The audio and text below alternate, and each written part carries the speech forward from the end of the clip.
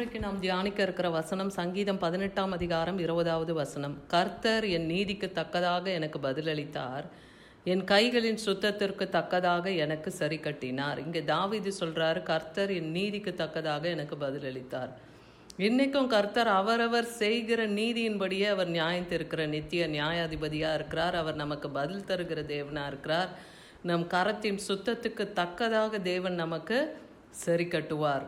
ஏன்னா அவர் நித்திய நியாயாதிபதியாக இருக்கிறார். அவர் சத்தியபரர், அவர் நீதிபரர் என்பது அவருடைய நாமமாக இருக்கிறத பார்க்குறோம். தேவன் யாருக்கு நீதியை தருவேன்னு சொல்கிறாருன்னா, சங்கீதம் 24:4 பார்க்குறோம், கைகளில் சுத்தம் உள்ளவனும் இருதயத்தில் மாசில்லாதவனுமாக இருந்து தன் ஆத்துமாவை மாயக்கு ஒப்புக்கொடாமல் கபடாய் ஆணையிடாமலும் இருக்கிறவனேன்னு சொல்கிறார். அப்போ யாருடைய நீதி இன்னைக்கு கர்த்தருடைய சமூகத்தில் எட்டும், அதற்கு அவர் தக்க பதிலை தருவார்னா, கைகளில் முதலாவது சுத்தம் இருக்கணும். அதாவது கரைத்திரை இல்லாமல் அப்பழுக்கற்றவர்களாய், அதாவது எந்த ஒரு கெடுதல் மற்றவர்களுக்கு செய்யாதவர்களாய் அப்படி இருக்கணும். கைகளில் சுத்தம் உள்ளவர்கள், இருதயத்திலே மாசு இல்லாதவர், மற்றவர்களுக்கு தீங்கு நினையாதவர்களாக இருக்கும்போது, அதே போல் தங்களுடைய ஆத்மாவை மாயான காரியங்களுக்கு ஒப்புக்கொடாமல் கபடாய் ஆணையிடாமல்னா பொய்யாய் சத்தியம் செய்யாமல் ஆணையிடாமல் இருக்கிறவன் எவனோ அவனுக்கு கர்த்தர் நீதியை சரி கட்டுவாராம். சரியாக அவன் நீதிக்கு தக்கதாக அவனுக்கு அவர் பதில் தருவார். அதே போல் அவன் கர்த்தரால் ஆசிர்வாதத்தையும் தன் ரட்சிப்பின் தேவனால் நீதியும் பெறுவான். அப்போ கர்த்தர் அவனை ஆசிர்வதித்து ரட்சிப்பின் தேவன் அவனுக்கு நீதியும் தருவார். அதுதான் இன்னைக்கு வாக்கு பண்ணுறார். அப்போ கைகளில் சுத்தம், இருதயத்தில் மாசு இல்லாமல் இருக்க, கபடு இல்லாமல் இருக்கிறது, கபடாய் ஆணையிடாமல் இருக்கிறது, பொய்யான மாயைக்கு நம்ம ஆத்துமாவை ஒப்புக்கொடாமல் இருக்கும்போது கர்த்தர் நீதியின் தேவனாக இருந்து அவர் நமக்கு நீதியை சரி கட்டுவார். நம்மை அவர் ஆசீர்வதிக்கும் வல்லமில்ல தேவனாக இருக்கிறார். 1 கொரிந்தியர் 3:8 சொல்லுகிறது, மேலும் நடுகிறவனும் நீர் பாய்ச்சுகிறவனும் ஒன்றாக இருக்கிறார்கள், அவனவன் தன் வேலைக்கு தக்கதாய் கூலி பெறுவான். நடுகிறவனும் நீர் பாய்ச்சுகிறவனும், ஏன்னா ஒரு விவசாயத்தை செய்கிறவன் நடுகிறவன் அவன்தான், நீர் பாய்ச்சுகிறவன் அவன்தான். அப்படி அவர்கள் ஒருவராக தான் இருக்காங்க. அதை போல் அவனவன் தன் கிரியைக்கு என்ன செய்கிறார்களோ அதற்கேற்ற கூலியை அவர்கள் பெறுவார்கள். இந்த உலகத்தில் நாம் செய்கிற எல்லா நன்மைக்கும் தீமைக்கும் பலன் உண்டு இல்லையா? நம்ம செய்கிற ஒவ்வொரு நன்மைக்கும் தேவன் அதற்கான பலனை தருவார். மத்தேயு 6ஆம் அதிகாரம் 3-4 வசனத்தில் பார்க்குறோம், நீயோ தர்மம் செய்யும்போது அது அந்தகாரமாய் இருப்பதற்கு உன் வலது கை செய்கிறதை உன் இடது கை அறியாதிருக்க கடவுது.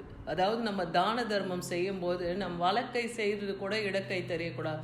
அந்த அளவுக்கு நாம் அதை என்னது மறைத்து செய்யணும். அந்த மாதிரி நம்ம வெளியரங்கமாய் செய்தால் அதனால் நமக்கு பலன் ஒன்றும் இல்லை. நீங்கள் அந்தரங்கத்தில் செய்யும்போது அதை பார்க்கிற தேவன், அதாவது பிதாவாகிய தேவன் உங்களுக்கு வெளியரங்கமாய் பலன் அளிப்பார்.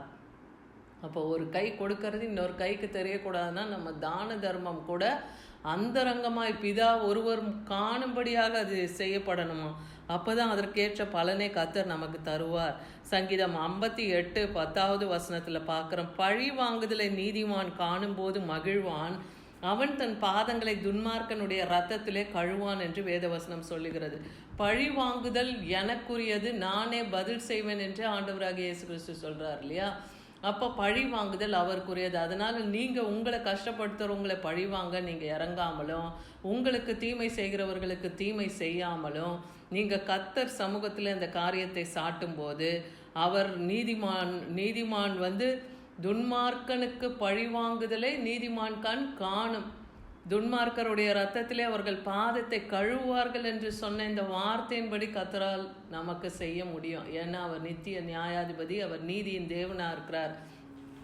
எல்லா எல்லையிலும் நமக்கு எப்படி நீதியை சரி கட்டணும் என்பதை தேவன் அறிந்திருக்கிறார். சங்கீதம் 58:11 சொல்லுது, அப்பொழுது மெய்யாய் நீதிமானுக்கு பலன் உண்டு என்று, மெய்யாய் பூமியிலே நியாயம் செய்கிற தேவன் உண்டு என்று மனுஷன் சொல்லுவான். எப்போ அந்த துன்மார்க்கனுடைய ரத்தத்திலே அவன் நீதிமான் கால்களை கழுவுகிறது போல ஒரு சூழ்நிலை வருதுன்னா, அப்போ எல்லாருமே அவங்க அறிவாங்க, மெய்யாகவே நீதியை செய்கிற தேவன் இருக்கிறாரு, அவர் பூமியில் நியாயம் செய்வாருன்ட்டு எல்லா மனுஷரும் சொல்லும்படியாக தேவன் நீதியை நியாயத்தை விளங்கு பண்ணுவார். யோபு 22ஆம் அதிகாரம் 30வது வசனம் சொல்லுது, குற்றம் இராதவனை கூட தப்புவிப்பார், உம்முடைய கைகளின் சுத்தத்தின் நிமித்தம் அவர் தப்பி போவான் என்றான். குற்றமற்றிருந்தவனை கூட தப்புவிப்பார். அதாவது குற்றம் இல்லாது இருக்கிறவர்களே கர்த்தர் தப்புவிக்க வல்லவர். அவங்களுடைய கையின் சுத்தத்துக்கு தக்கதாக அவங்கள தப்புவிக்க தேவன் வல்லமையுள்ளவர்ன்ட்டு யோபு 22:30 பார்க்குறோம். எபிரேயர் 7:26 சொல்லுது, பரிசுத்தரும் குற்றமற்றவரும் மாசில்லாதவரும் பாவிகளுக்கு விலகினவரும் வானங்களிலும் உயர்ந்தோருமா இருக்கிற இவ்விதமான பிரதான ஆசாரியரே நமக்கு ஏற்றவராக இருக்கிறார். இன்னைக்கு நம்முடைய பாவம் அக்கிரமம் மீறுதலுக்காக 2000 ஆண்டுகளுக்கு முன்பாகவே நமக்காக அவர் எல்லா பாவங்களையும் எல்லா அக்கிரமங்களையும் எல்லா சாபங்களையும் அவர் சுமந்து தீர்த்தார்னு பார்க்குறோம். நமக்காக அவர் அடிக்கப்பட்டு வாதிக்கப்பட்டு சிலுவையில் ரத்தம் சிந்தி மரித்து அடக்கம் பண்ணப்பட்டு 3ஆம் நாள் உயிரோடு எழுந்து இன்றும் மகா பிரதான ஆசாரியராய் நமக்கு முன்பாக அங்கு சென்று காத்திருக்கிறார். நம்ம ஒவ்வொருவரையும் மாசற்றவர்களாய் கரைதிரை இல்லாதவர்களாய் அவருடைய சமூகத்திலே நம்ம வந்து சேரும் மட்டும் வழுவாதபடி நம்மை அவருடைய கிருபாசனத்தண்டையிலே கொண்டு வந்து சேர்க்கும் மட்டும் நம்மை தேவன் கைவிடாத தேவனாக இருக்கிறார். ஏசாயா 62:11 சொல்லுது, நீங்கள் சீயோன் குமாரத்தியை நோக்கி இதோ உன் ரட்சிப்பு வருகிறது, இதோ அவர் அருளும் பலன் அவரோடும் அவர் செய்யும் பிரதிபலன் அவர் முன்பாகவும் வருகிறது என்று சொல்லுங்கள். ஆமாம், ஆண்டவராக இயேசு கிறிஸ்து அது சீக்கிரத்திலே வரப்போகிறார். அவர் வரும்போது மகாராஜாவாய் வரப்போகிறார். அவர் நீதியை சரி கட்டுகிற நித்திய நியாயாதிபதியாய் வரப்போகிறார். அவனவன் கிரியைக்கு தக்க பலனை அவர் தன் கரத்திலே கொண்டு வரப்போகிறார். இதை நாம் ஒவ்வொருவரும் இந்த வசனத்தின் மூலமாகவே நாம் அறிந்து அவரை நாம் மகிமையை செலுத்துவோம்.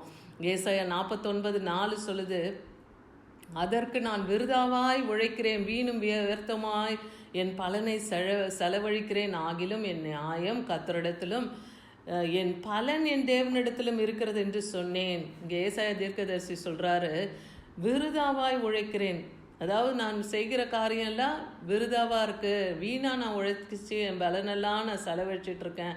என் நியாயம் கர்த்தரிடத்தில் இருக்குது, என் பலன் என் தேவனிடத்தில் இருக்குது. நிச்சயமாக ஒரு நாள் அந்த நியாயத்தையும் அந்த பலனையும் எனக்கு தருவார் அப்படின்னு ஏசாயா தீர்க்கதரிசன புத்தகத்தில் எழுதியிருக்கு. இன்றைக்கி நீங்கள் கூட கர்த்தருடைய ஊழியத்தை செய்கிறவர்களாகட்டும், தங்களுடைய வேலையிலே உண்மையும் ஜாக்கிரதை உள்ளவர்களாக இருந்த நீதியும் நியாயமாக நடக்கிற உங்களுக்கும் கர்த்தர் சொல்கிறார், உங்கள் நீதி நியாயம் கர்த்தரிடத்தில் இருக்குது, உங்களுடைய பலன் தேவனிடத்தில் இருக்குது என்பதை நீங்கள் விசுவாசிங்க. எந்த எல்லையிலே நீங்கள் தலை குனிந்தாலும் கர்த்தர் அந்த எல்லையிலே உங்களை உயர்த்த வல்லமில்ல தேவனாக இருக்கிறார்.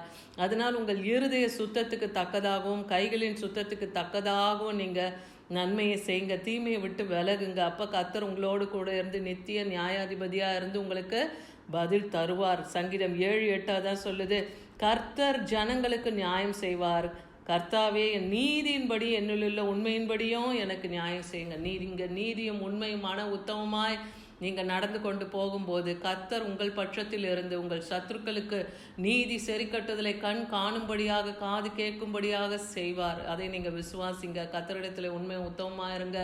உங்களுடைய வழிகளில் எல்லாவற்றிலும் உண்மையும் நீதியுமாக நடக்கும்போது கர்த்தர் அதற்கான நீதியை தக்க பலனையும் உங்களுக்கு தருவார். ஆமீன்.